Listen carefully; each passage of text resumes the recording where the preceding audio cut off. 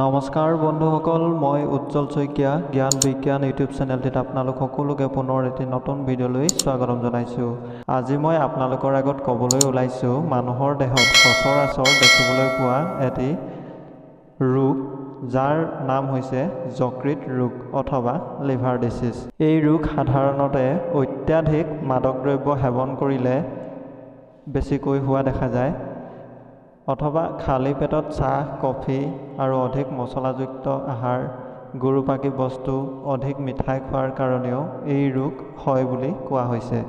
হৃদৰোগ, যক্ষ্মা ৰোগ, উপদংশ অতিসাৰ বা পেট চলা, অৰ্শ, গ্ৰহণী, মেলেৰিয়া আদি ৰোগে যদি দেহত আক্ৰমণ কৰে তেতিয়াও এই লিভাৰ ডিচিজটো হ'ব পাৰে।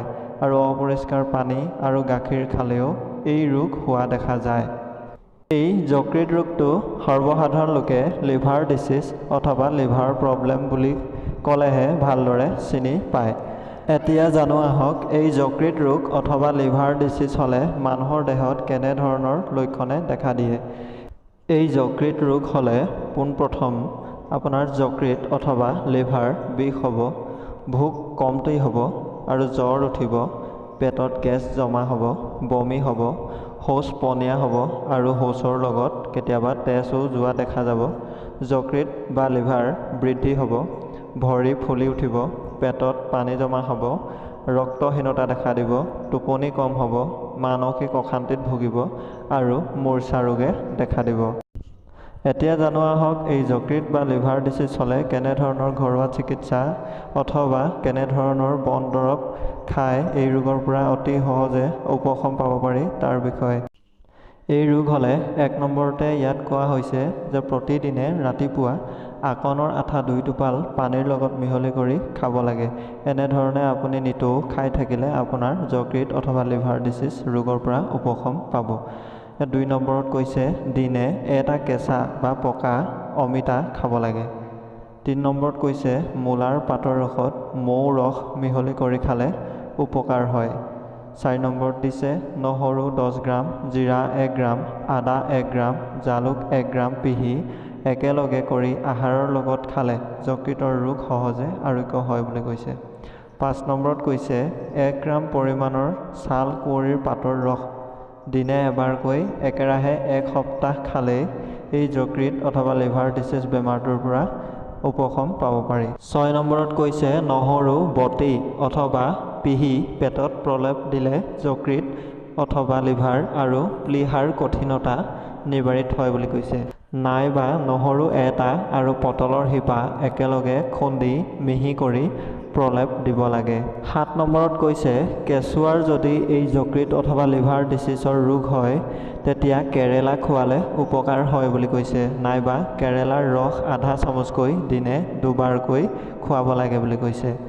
৮ নম্বৰত কৈছে গাজৰৰ ৰসত মৌজোল মিহলি কৰি ৰাতিপুৱা আৰু গধূলি খাব লাগে বুলি কৈছে। এনেকৈ খালে মানে আপোনাৰ লিভাৰ ডিচিজ অথবা যকৃত ৰোগৰ পৰা উপশম হয় বুলি কৈছে।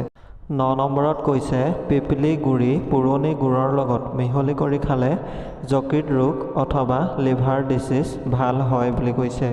১০ নম্বৰত কৈছে কলডিল পাৰৰ মাংসৰ সৈতে ভাজি খালে এই যকৃত ৰোগ অতি সহজে ভাল হয় বুলি কৈছে।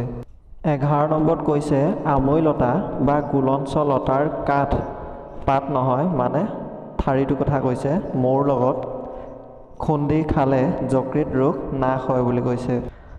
১২ নম্বৰত কৈছে মান কচুৰ মাটিৰ ওপৰৰ কোমল শাকখিনি জহা চাউলৰ লগত সিজাই পায়স কৰি খাব লাগে বুলি কৈছে। ১৩ নম্বৰত কৈছে তুলসীৰ পাত পানীত সিজাই তাক চেকি ৰসখিনি খালে যকৃত বৃদ্ধি বা যকৃতৰ অন্যান্য ৰোগো ভাল হয় বুলি কৈছে।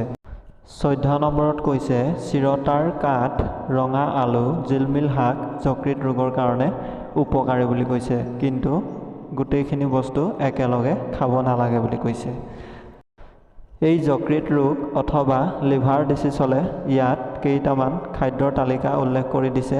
সেইসমূহ হৈছে মগু, মচুৰ, পুৰণা চাউলৰ ভাত, গৰুৰ গাখীৰ, মিঠা আৰু পকা ফলৰ ৰস, বাৰ্লি, আনাৰস, মৌ, আমলখি ইত্যাদি খাব লাগে বুলি কৈছে। আৰু ৰাতিপুৱা মুকলি বতাহ ল'ব লাগে আৰু ৰাতিপুৱা গা ধোৱাটো হিট কৰ বুলি কৈছে বা গা ধোৱাটো ভাল বুলি কৈছে।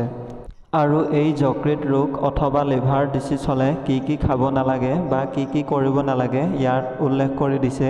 সেইসমূহ হৈছে তেল, ঘিউ, গুৰুপাকী বস্তু, মছলা, মাছ, আচাৰ, বৰফ, জলকীয়া, চাহ, কফি, মাদক দ্ৰব্য আদি খোৱাটো নিষেধ বুলি কৈছে। আৰু অত্যাধিক মানসিক আৰু শাৰীৰিক পৰিশ্ৰম কৰাটো এই ৰোগৰ কাৰণে বেয়া বুলি কৈছে।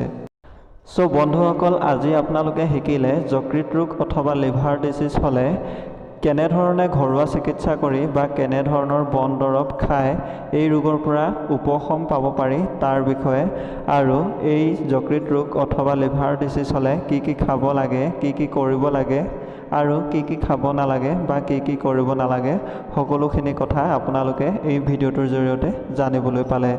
চ' বন্ধুসকল, আজিৰ ভিডিঅ'টোত ইমানেই আছিল। যদি আপোনালোকে ভিডিঅ'টো চাই ভাল পালে তেনেহ'লে লাইক কৰিব, কমেণ্ট কৰিব আৰু সমূহ বন্ধুবৰ্গলৈ শ্বেয়াৰ কৰি দিব। আৰু যদি আপুনি মোৰ চেনেলটোত নতুনকৈ ভিজিট কৰিছে তেনেহ'লে প্লিজ চেনেলটো ছাবস্ক্ৰাইব কৰি কাষতে থকা বেল আইকনটো প্ৰেছ কৰি অল কৰি দিব, যাতে মোৰ এনেকুৱা ধৰণৰ প্ৰত্যেকটো ভিডিঅ'ৰ ন'টিফিকেশ্যন আপোনাৰ মোবাইল স্ক্ৰীণত পোনপ্ৰথমে দেখিবলৈ পায়। তো বন্ধুসকল, আকৌ লগ পাম এটি নতুন ভিডিঅ' লৈ। আজিলৈ আহিছোঁ, ধন্যবাদ।